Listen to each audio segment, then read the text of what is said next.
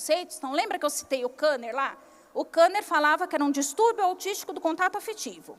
Aí foi subindo, essas nomenclaturas foram mudando. A gente tem um manual, que é a DSM, que é um manual psiquiátrico de transtornos mentais. Nesse manual, nas DSMs, estão classificados todas as condições que afetam a mente.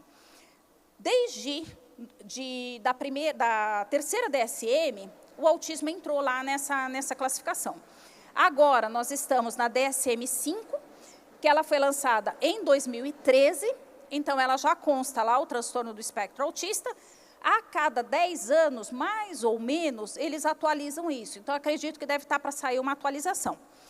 E lá, ele cita o autismo em nível 1, nível 2, nível 3. O que é isso? É com relação ao suporte, o quanto de suporte que eu preciso para diminuir as minhas barreiras.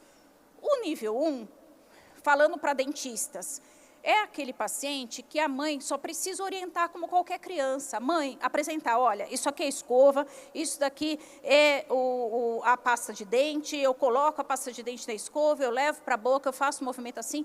O que mãe faz? Essa criança, com esse treino, ela vai ser capaz de realizar a sua higiene bucal. O nível 2, ele precisa um pouquinho mais de suporte. Talvez, por eles serem muito visuais, ele vai precisar de uma sequência visual mostrando para ele como que faz. Porque, às vezes, só o falar, ele não vai perceber.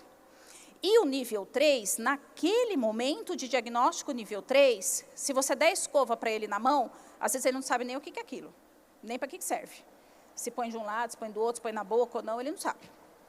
O que a gente tem que entender?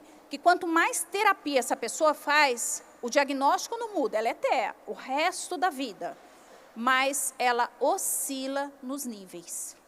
Então, você pode ser uma criança que precisa de muito apoio nível 3 hoje, e faz terapia, e ela vai para o nível 1. Pode, gente, pode. Por isso é importante a gente lutar por terapia, tá? Pode ser que essa criança nível 3 faz a melhor terapia do mundo e ela não vai melhorar? Pode também. Então, mas quanto antes eu faço terapia, melhor. Por quê? Você entende que o custo ao longo da vida de uma criança que precisa de menos apoio é menor do que uma criança que precisa de mais apoio? Ao longo da vida, uma criança hoje, nível 3, lá na frente, ela precisa do estado de moradia assistida, porque pai e mãe vão morrer e alguém vai ter que cuidar. Então, o custo disso é maior. Então, o que é prevenção? É terapia. Quando nós retomamos a parte lá atrás, quando a gente está lá sentado na faculdade, lembrando de neuroconectividade, lá, a parte de cérebro e tudo mais, eu não tenho as famosas podas neurais.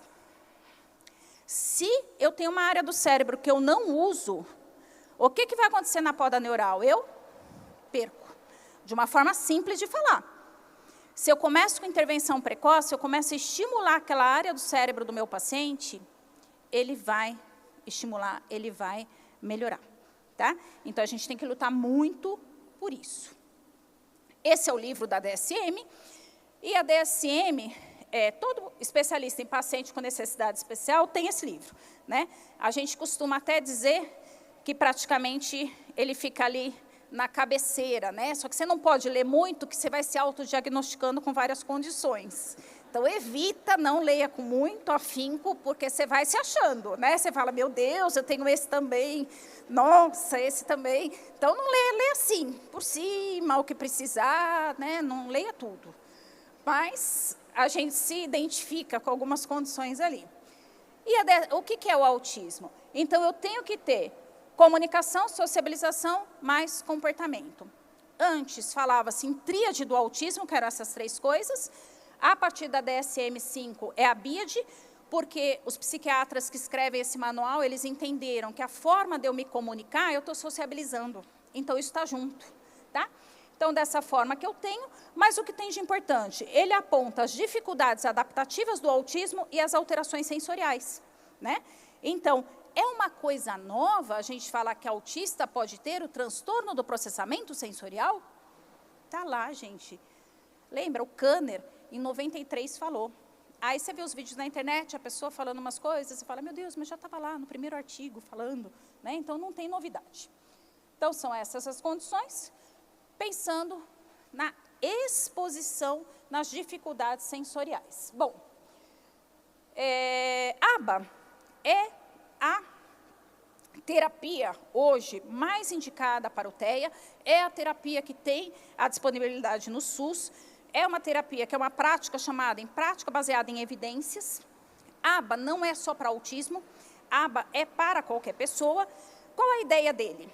A ideia do ABA é o quê? Eu tenho um comportamento indesejado, eu surto por alguma coisa. Então, um comportamento não socialmente aceito. O que a terapia vai fazer? Adequar o meu comportamento, tá? De que forma? Punir? Não, só que a ABA foi assim muitas vezes. Muitos anos foi assim, punitivo.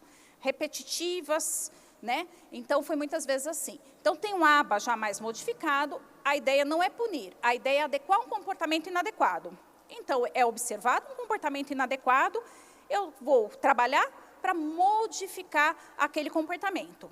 O que o dentista precisa saber disso? Que para fazer isso daqui, eu uso uma coisa que chama reforço positivo. Qual é o maior reforçador positivo das terapias?